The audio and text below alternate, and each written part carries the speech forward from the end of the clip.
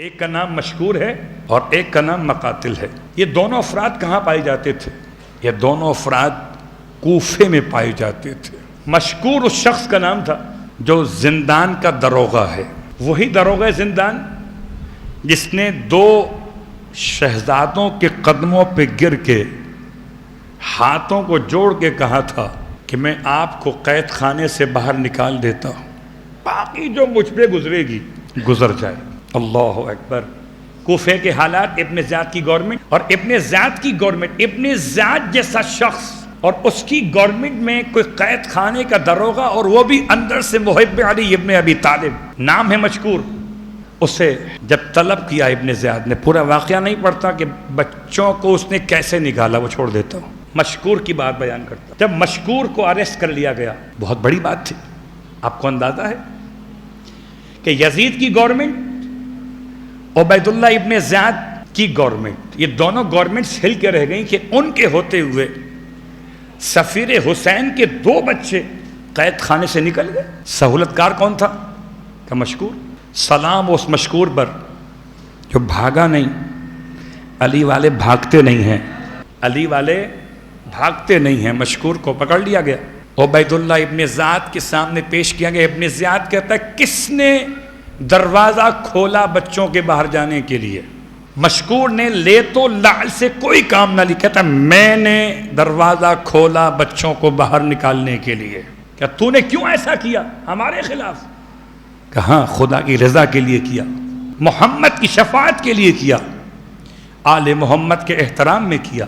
تم نے اس کے باپ، ان کے باپ کو شہید کر دیا، کیا یہ کم نہیں تھا کہ یتیموں کو قید میں رکھا ہوا تھا؟ ابن زیاد کی سختی سمجھ میں آ رہی ہے۔ اس کے سامنے کلمہ حق کہنا، مشکور، اللہ اکبر، مشکور ہم تیرے مشکور ہیں، تو نے آل محمد کے ساتھ محبت کا حق ادا کیا ہے۔ وہ یہی کر سکتا تھا۔ ابن زیاد نے غصے میں سخت لال پیلا ہو گیا، کہتا ہے اب تمہاری سزا ہے کہ پہلے 500 کوڑے مارے جائیں گے، پھر اس کے بعد سر تن سے جدا کر دیا جائے گا۔ اس نے کہا مجھے اس کی کوئی پرواہ نہیں، 1000 جان بھی ہوتی تو مجھے قربان کرنے میں کوئی قباحت نہ ہوتی، یہ تو ایک جان ہے۔ قبلہ میرا پڑھنا اور آپ کا سننا سب آسان ہے، مگر کوڑے کھانا آسان نہیں ہے۔ اسے لٹایا گیا مشکور کو، اور لٹانے کے بعد جب پہلا کوڑا مارا گیا تو کوڑا کھانے کے بعد کا بسم اللہ الرحمن الرحیم۔ دوسرا کوڑا مارا گیا تو کہتا ہے پروردگار یہ کوڑا میں محمد اور آل محمد کی محبت میں کھاتا ہوں، قربتاً اللہ۔ قبلہ میں ہاتھ جوڑ کے کہتا ہوں میرے لیے بھی آسان ہے، آپ کے لیے بھی آسان ہے۔ آل محمد کی محبت میں تبرک کھانا آسان ہے، کوڑا کھانا آسان نہیں ہے۔ اور مشکور کون؟ جو کوڑا کھا رہا ہے۔ تیسرا کوڑا مارا گیا، کہتا الہی میرے اس گناہ کو، جتنے میرے گناہ ہیں زندگی میں، سارے گناہوں کو اس کوڑے کی برکت سے بخش دینا۔ چوتھا کوڑا مارا گیا تو کہتا یہ کوڑا میں ختمی مرتبت کی شفاعت کے لیے کھاتا ہوں۔ پانچواں کوڑا مارا گیا، کہتا میں آل محمد کی محبت میں کوڑا کھاتا ہوں۔ 5 کوڑے یا 5 تازیان، یہ 5 درے کہہ لیجئے، اس کے 5 کلمات تاریخ میں آئے ہیں۔ اس کے بعد یہ 495 کوڑے کھاتا گیا، خاموش رہا، کچھ نہیں بولا۔ جب 500 کی فگر مکمل ہو گئی تو کہتا ہے مجھے پیاس لگی ہے، مجھے پانی پلا دیا جائے۔ عجیب جملہ ہے تاریخ کا۔ ابن زیاد کہتا ہے اسے پانی پلا کے ذبح کر دو۔ ایسے میں ایک شخص اٹھا، اس کا نام ہے تاریخ میں عمرو بن الحارث۔ اس نے کہا ابن زیاد سے اسے مجھے بخش دے۔ اسے اٹھا لیا وہاں سے، گھر لے کر آیا، جو کوڑے مارے گئے تھے وہاں پر مرہم رکھا، پانی پیش کیا۔ اس نے آنکھیں کھولی، کہتا ہے مجھے کوثر پلا دیا گیا، اور یہ کہہ کر آنکھیں بند کر لی۔ اللہ اکبر۔ تو کیسے عزادار گزرے؟ ہم اور آپ صرف عزام ماتم، یہ عزام کوڑے کھا رہا ہے۔ اور اس کے بعد دوسری شخصیت، بات آئی تھی خوشی کی اور غم کے اعتبار سے، تو ایک اور شخصیت ہے، نام مقاتل۔ اس کا مسئلہ کیا ہے؟ اس کا مسئلہ یہ ہے کہ جب دربار ابن زیاد میں شہزادوں کے کٹے ہوئے سر پیش کیے گئے تو شہزادوں کے کٹے ہوئے سروں کو ابن زیاد نے دیکھا نہیں تھا، وہ ایک توبرے میں لپٹے ہوئے تھے، یعنی وہ جس میں گھوڑے کی رکھی جاتی ہے دال وغیرہ، دانہ وغیرہ، اس میں تھے۔ کہ اسے دھو کے لا، پہلے پہچانوں کون ہے یہ۔ حارث ملعون نے یہ دونوں کٹے ہوئے سر دھوئے اور دھو کر ابن زیاد کے سامنے لا کر رکھے۔ اللہ اکبر! آپ کو اندازہ ہے کہ قاتل سر کیوں دھوتا ہے؟ یہ بات سمجھ میں آ جائے اگر آپ حضرت ام لیلہ کی نگاہوں سے دیکھیں۔ جب آپ نے دیکھا کہ فرات کے کنارے اکبر کا قاتل اکبر کے سر کو بالوں سے پکڑے ہوئے ایک ہاتھ سے فرات کا پانی اکبر کے چہرے پہ مارتا ہے۔ قاتل سر کیوں دھویا کرتے ہیں؟ تاکہ شخصیت کی پہچان کروا، کس کو قتل کیا ہے۔ اللہ اکبر! جیسے ان دو شہزادوں کے سر دھو کے لائے گئے، عبید اللہ ابن زیاد 3 مرتبہ اٹھا، 3 مرتبہ بیٹھا ہے، اٹھا پھر بیٹھا، پھر اٹھا پھر بیٹھا۔ پھر تفصیل آپ کے علم میں کیا اس نے بات کی حارث سے، البتہ جو بات نہیں پڑھی جاتی وہ پڑھ رہا۔ اس نے حارث سے کہا کہ میں نے تو خط لکھ دیا ہے یزید کی طرف، اب اگر یزید نے طلب کر لیا ان بچوں کو تو میں کیا جواب دوں؟ تو انہیں زندہ لے کے کیوں نہیں آیا میرے پاس؟ کہتا ہے مجھے خوف تھا کوفے میں بغاوت نہ ہو جائے ان بچوں کو دیکھ کر اور لوگ حملہ کر کے بچوں کو مجھ سے چھین نہ لیں۔ تو معلوم ہے ابن زیاد نے ترکیب بتائی اسے، تو ایسا بھی تو کر سکتا تھا کہ بچوں کو کسی قید خانے میں بند کر دیتا، کسی کمرے میں لاک کر دیتا اور مجھے اطلاع کرتا، میں دستہ بھیج کر خفیہ انداز سے بچوں کو ریکور کروا لیتا، اپنے پاس بلوا لیتا۔ تو انہوں نے ایسا کیوں نہیں کیا؟ دوسری بات، ابن زیاد نے پوچھا کہ بچوں نے کیا کیا تھا؟ نماز پڑھی تھی، یہ کہا تھا، وہ کہا تھا، وہ کہا تھا، کہ کچھ اور بتا۔ کہاں آخر میں دعا پڑھی تھی، یا حیو یا قیوم یا احکم الحاکمین، اے زندہ، اے پائندہ، اے بہترین فیصلہ کرنے والے خدا، ہمارے اور قاتل کے بیچ میں فیصلہ کر دے۔ اچھی بات ہے۔ ابن زیاد کہتا ہے ان کی دعا قبول ہو گئی اور خدا کا فیصلہ ہے القتل بالقتل، کہ قتل کے بدلے قتل ہوگا۔ اب یہ اللہ حسین وائس کاشفی لکھتے ہیں کہ عبید اللہ ابن زیاد نے پورے دربار میں دیکھا کوئی ایسا جو محب اہل بیت چھپا بیٹھا ہو۔ جو دشمن اہل بیت تھے وہ تو اس کے ساتھ کچھ نہیں کرے گا نا، حارث کے ساتھ۔ دور سے ایک دیکھا بیٹھے ہوئے شخص کو، اس کا نام تھا مقاتل، اس کو بلایا،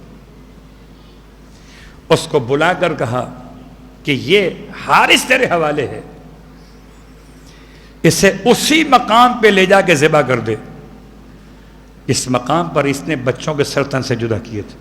اب ہم پہنچے کہاں پر ہیں؟ مقاتل نے جیسے ہی حارث کو لیا تو اتنی مسرت کے ساتھ چلا، اتنی خوشی کے ساتھ چلا۔ کبھی اگر کوئی غم کے ماحول میں خوشی ہو تو کیسی ہوتی ہے؟ بہت غور کیجیے گا۔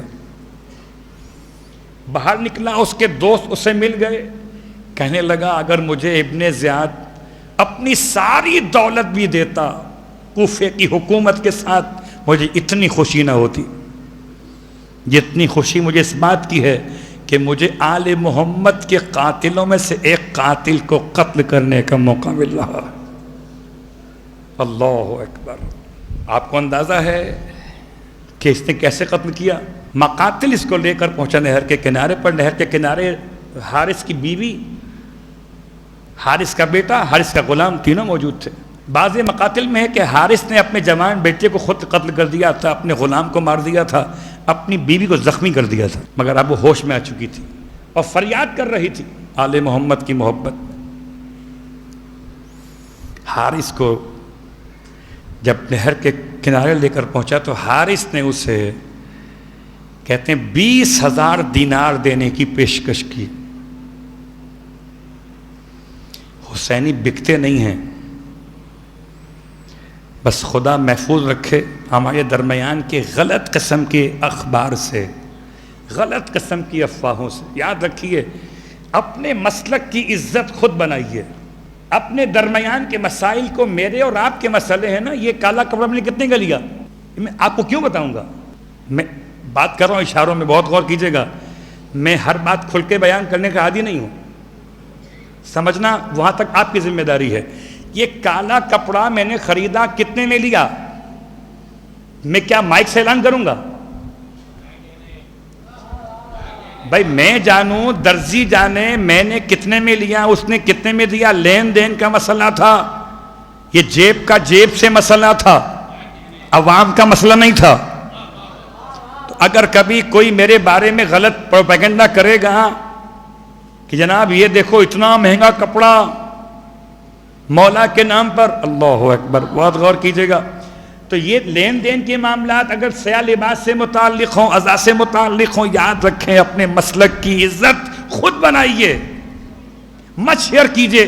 کوئی خبر کسی ذاکر کے بارے میں ہو، کسی عالم کے بارے میں ہو، کسی خطیب کے بارے میں ہو، کسی نوحہ خوان کے بارے میں ہو، دنیا کہے کہ تمہارا ذاکر اتنے پیسے لے رہا ہے، آپ کہیں ہیں دینے والے زندہ جو دے رہے ہیں نا، آپ کسی مخالف کے سامنے اپنے ہی ذاکر کو کیوں خراب کر رہے ہیں؟ آپ کیوں ایسا تبصرہ کر رہے ہیں؟ گھر کی بات گھر میں رکھیے، خدا سلامت رکھے نا۔ دینے والے جو چاہے دیں، لینے والا جو چاہے لے، مگر بازار نہ بنائے۔ مسئلہ بازار سے ہے، مسئلہ کردار سے نہیں، ابھی بازار سے ہے۔ بات یاد رکھے، بات سے بات نکل آئی اس لیے کہ اس نے پیشکش کی تھی حارث نے مقاتل کو کہ کچھ لے دے کے معاملہ چھوڑ دے۔ 20,000 دینار، یعنی ان بچوں کے شہید کرنے پر انعام تھا 2,000 درہم، اور پیشکش کی حارث نے اپنی جان بخشی کے لیے کتنی؟ 20,000 دینار، درہم نہیں۔ اللہ، مقاتل تو اگر لے لیتا نسلیں سنور جاتی۔ سلام ہو اس مقاتل پر جس نے حارث کی پیشکش کو ٹھکرا دیا اور کیا کہا کہ 20,000 دینار کیا، اگر تو مجھے ساری دنیا کی دولت بھی لا کے دے دے تب بھی میں تیرے قتل سے باز نہیں آؤں گا۔ اپنے ساتھیوں سے کہا پہلے اس کے ہاتھ کاٹو، پھر اس کے کان کاٹو، پھر اس کی آنکھیں نکالو۔ فقہی مسئلہ الگ ہے، بہت غور کیجئے۔ میں مقتل کی تاریخ پڑھ رہا ہوں، میں مسئلہ فقہی نہیں پڑھ رہا۔ آنکھیں نکالو، کان کاٹو، ہاتھ کاٹو، پیٹ کے اندر کی آنتیں نکالو۔ یہ کون ہے؟ یہ حارث، طفلان مسلم کا قاتل۔ کیسے اپنے انجام کو پہنچا؟ جب بات یہاں تک آ گئی تو جملہ اور سن لیجئے۔ اور جملہ کیا ہے؟ اور جملہ یہ ہے کہ پھر اس کا انجام کیا ہوا؟ اس قاتل کا انجام کیا ہوا؟